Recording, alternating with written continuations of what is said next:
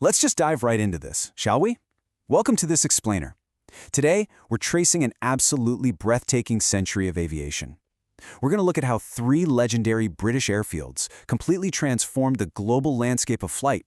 I mean, we're talking about a journey that takes us from flimsy motorized kites made of literally just wood and fabric, all the way to supersonic jets and space-age materials. It's going to be a wild ride.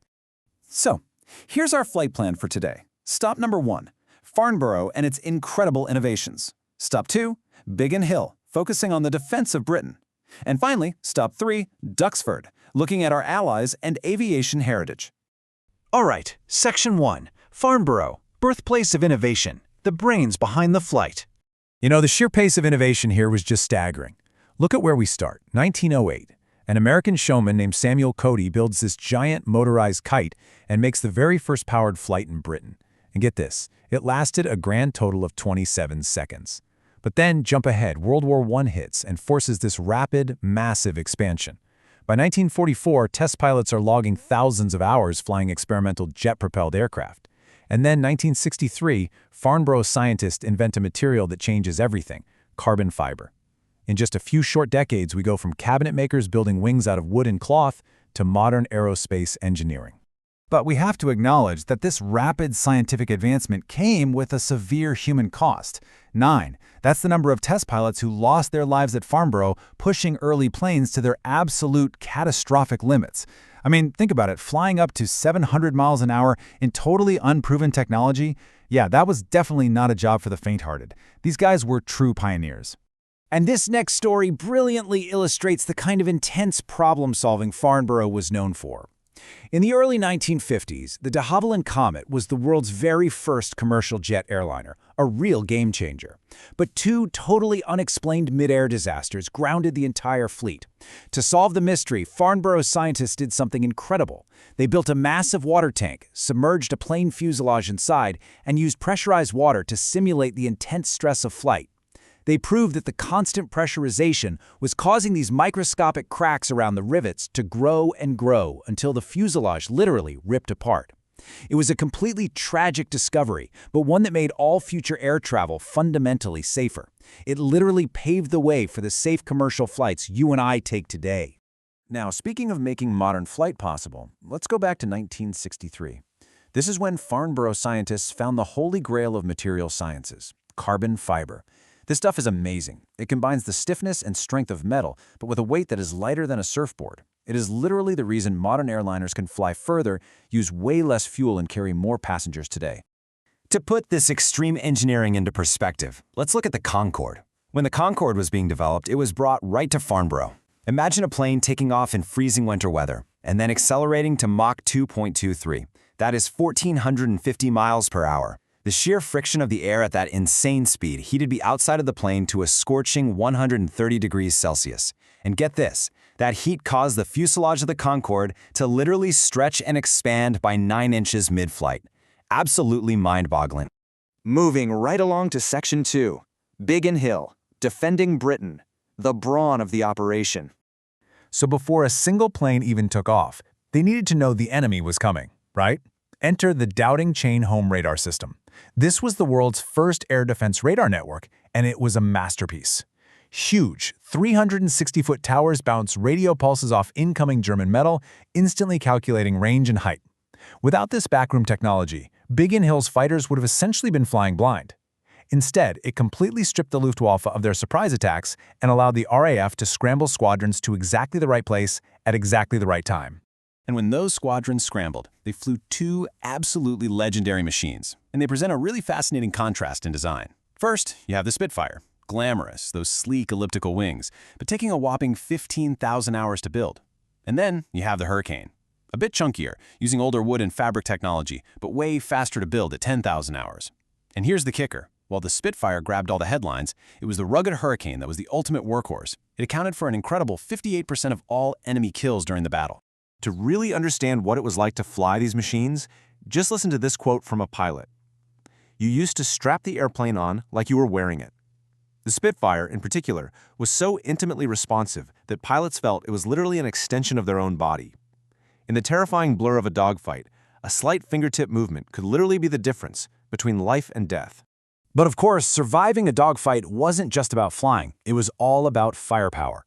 Early on, British fighters relied on the standard .303 Browning machine gun, but they quickly found it really struggled to pierce heavy German armor. The introduction of the American-manufactured 50 caliber Browning, well, that totally changed the game. The 50 cal offered this devastating, armor-piercing kinetic punch that could absolutely shred through enemy planes. A massive upgrade. We absolutely must remember that Biggin Hill was kept running under intense, relentless bombing by the Women's Auxiliary Air Force, or the WAF. These women completely shattered the gender expectations of the era. Take Elizabeth Mortimer, for example. Under direct enemy fire, she not only held her post at the telephones, but afterwards, she literally ran around the active airfield, marking unexploded bombs with red flags to save returning pilots. I mean, that is just incredible bravery. But as we know, that bravery came at a devastating cost. 454. That is the staggering number of aircrew who lost their lives flying out of Biggin Hill alone. The station's Book of Remembrance actually turns a new page every single day just to ensure those names are never forgotten. The whole thing is perfectly summarized by Winston Churchill's immortal words, delivered as the battle raged in August 1940. Never in the field of human conflict was so much owed by so many to so few. Biggin Hill and the incredible people who served there were the absolute embodiment of those words. All right, moving on to our final stop. Section 3, Duxford, Allies and Heritage, the heart of aviation history. Now, in April 1943, Duxford experienced what became known as the Friendly Invasion. It was handed over to the U.S. 8th Air Force and officially became Station 357. Imagine the cultural shockwave here. Thousands of fresh-faced, optimistic Americans descended upon the war-weary English countryside, and they brought with them better pay, actual Hollywood celebrities like Clark Gable, and even sweet-smelling cologne that the local women had never even encountered before. Of course, plunking thousands of foreign troops into rural England required a little bit of management. The U.S. authorities actually issued a pamphlet to their troops with some pretty blunt instructions. They reminded the soldiers that it was, quote, militarily stupid to criticize your allies. And I absolutely love this point about the beverages. The British don't know how to make good coffee, and you don't know how to make good tea. Hey, it's an even swap, right? Just a little bit of tasteful humor to keep the peace. And the peace was definitely kept. 70,000. That is how many British women ultimately became GI brides.